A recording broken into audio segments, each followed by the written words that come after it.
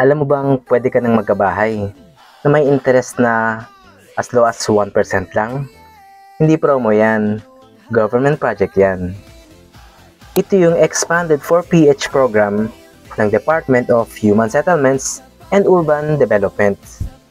Ang goal, mas marami pang mga Pilipino, lalo na ang mga first-time homebuyers at OFWs, ang makakuha ng abot-kayang pabahay. Ang maganda rito, may 3% interest rate lang for the first 5 years.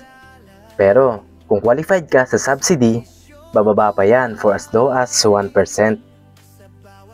At good news, may early bird promo pa. Ang 3% interest rate extended up to 10 years for the first 30,000 borrowers. Pwede kang kumuha ng house and lot up to 850,000 o condo unit up to 1.8 million, depende sa project. Kasama rito ang vertical at horizontal projects.